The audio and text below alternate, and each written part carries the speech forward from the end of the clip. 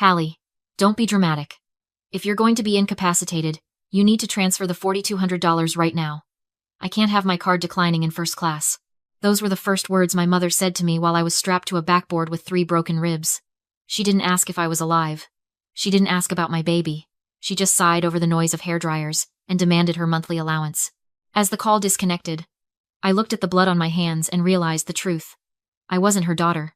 I was just her wallet. Drop a comment and let me know where you're listening from and what time it is for you right now. I'd love to know who is part of our community. I didn't scream.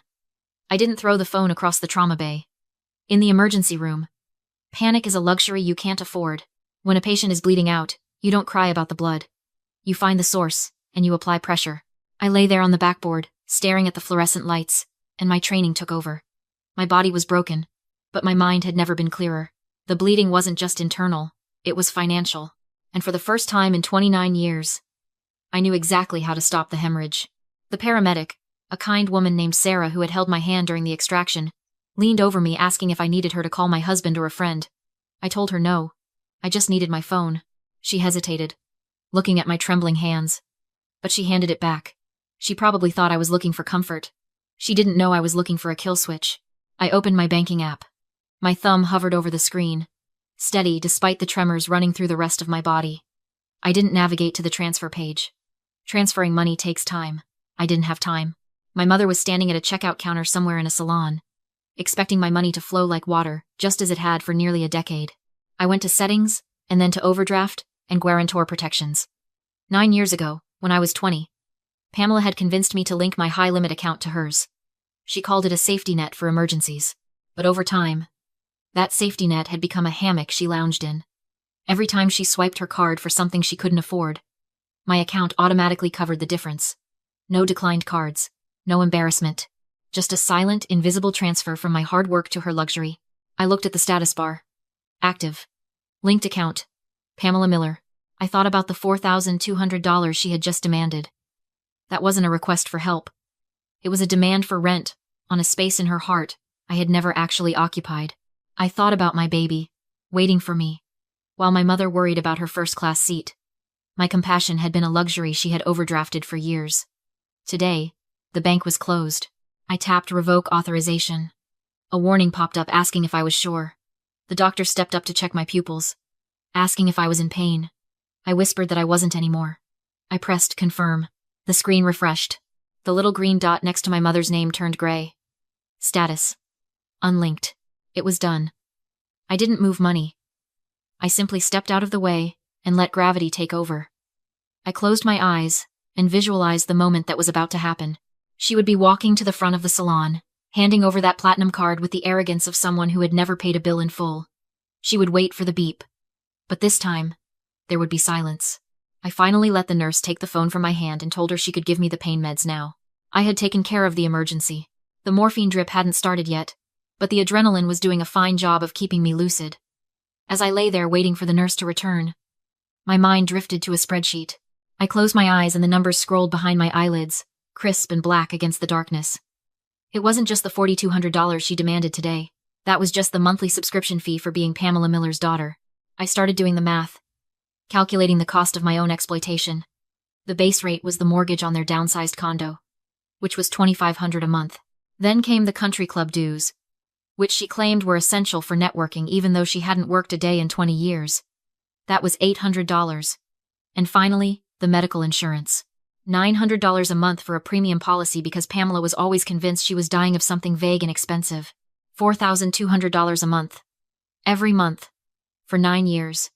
I did the multiplication, as the IV fluid finally hit my vein. 4,200 times 108 months. $453,600. Nearly $500,000. I could have bought a house. I could have funded a college trust for my baby. I could have traveled the world. Instead, I had purchased a decade of silence from a woman who couldn't be bothered to pause her hair appointment while I was bleeding out on a stretcher. People always ask how I could be so stupid not to see it.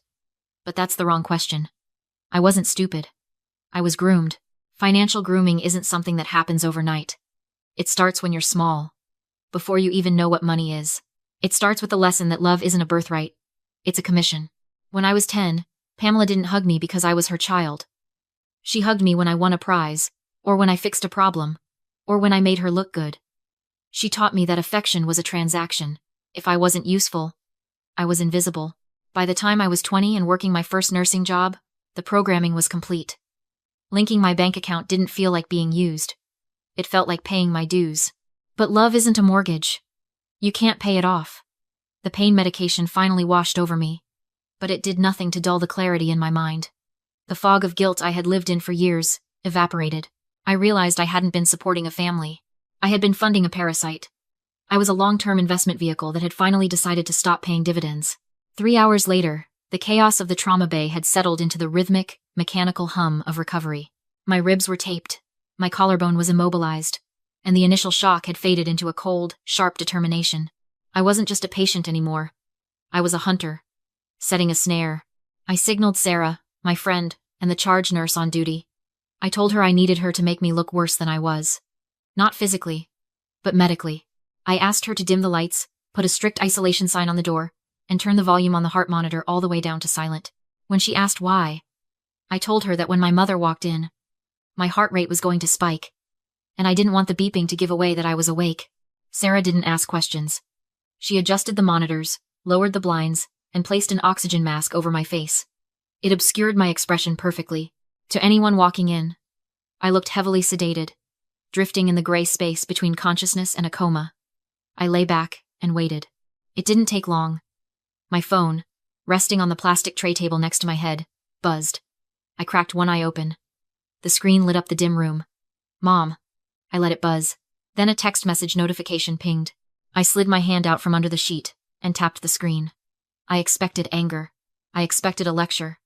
But even after 9 years of financial abuse, I wasn't prepared for the sheer audacity of what I read. There was no question about my safety. The text read, in all caps, "My card declined. The salon is holding my luggage. Fix it. Now."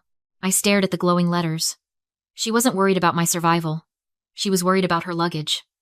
Another text came through a minute later. It said, "I know you're reading this. If you don't transfer the money in 5 minutes, I'm coming down there." I smiled beneath the plastic mask.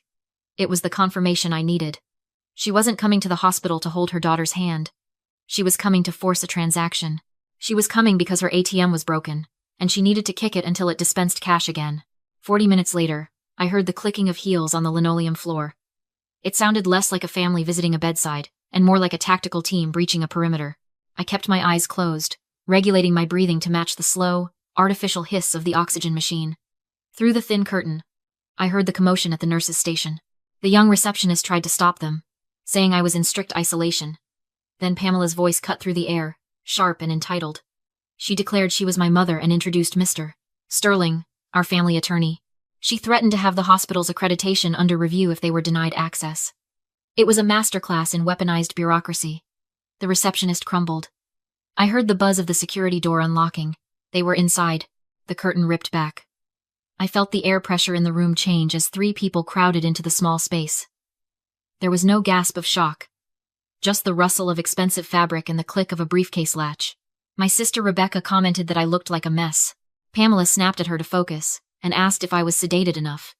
Mr. Sterling, the lawyer, confirmed I was on a heavy morphine drip and wouldn't feel a thing. I felt a hand on my arm. It wasn't gentle. Pamela grabbed my wrist and lifted my limp hand from the bedsheet. She manipulated my fingers, wiping my thumb with a wet wipe. She asked if the file was ready. Sterling recited the document name, Power of Attorney for Medical Incapacitation. He explained that once they had the biometric signature, they could access the accounts immediately to manage my affairs, including reinstating the overdraft protection and transferring the liquid assets to a trust under their control. I lay there, paralyzed by a rage so hot it almost burned through the sedation act. I wasn't a daughter to them. I was a locked safe, and they hadn't brought the combination. They had brought a drill. Rebecca urged her to press my thumb now, saying she had the tablet ready. I felt the cold glass of a screen press against the tip of my thumb. My mother was squeezing my wrist, forcing my print onto the sensor to sign away my life. Just as the tablet screen began to glow, expecting the final biometric confirmation, I ripped my hand away from my mother's grip. "Get your hands off me." My voice wasn't slurred. It wasn't weak. It was commanding. Pamela shrieked, stumbling back. Rebecca dropped the tablet. Mr. Sterling froze. I sat up, pulling the oxygen mask off my face. The sedated daughter was gone. The woman who paid their bills for 9 years was gone. I looked directly at my mother and told her I heard everything. The transfer. The trust. The fact that she was more worried about her luggage than my internal bleeding. She stammered that I was faking it. I told her I was protecting myself. And that now, I had a witness. The door burst open again. Grandpa George entered with the hospital administrator and 2 security guards, moving with the authority of a judge. He ordered the lawyer away from me and slammed a blue folder onto the tray table. A medical power of attorney I had signed years ago, naming him, not my mother, as decision-maker. The administrator confirmed I was awake, legally protected, and that Sterling's attempt to move assets was invalid and dangerously close to criminal coercion. Sterling took one look at me, the document, and the guards, and backed down fast, claiming he'd been misinformed. Pamela shrieked that I'd tricked them. My sister grabbed his arm, begging him to stay and reverse the transfer. Sterling demanded a $5,000 retainer. Rebecca shoved a platinum card at him. I smiled. It was my supplementary card. He swiped it. Declined. I calmly explained I'd removed her as an authorized user an hour earlier. The card was worthless. Sterling scoffed and walked out. Grandpa ordered security to remove Pamela and Rebecca, calling my mother a trespasser as they dragged her into the hallway. She texted me through the glass, threatening to sue over the $453,000 she'd taken. I replied clinically, if it was a loan, I'd issue a recall. If a gift, she'd sign a tax waiver today. Which was it? Her answer came fast. It was rent. Payment for raising you. My income. Got her. I reported her to the IRS, attaching the screenshot and 9 years of transfers unreported income. Nearly $500,000. 18 months later, they seized her accounts, placed a lien on her condo, and auctioned it off to cover taxes and fraud penalties. My mother now works retail. Rebecca is negotiating a plea deal for credit card fraud. Then an envelope arrived from the Treasury Department.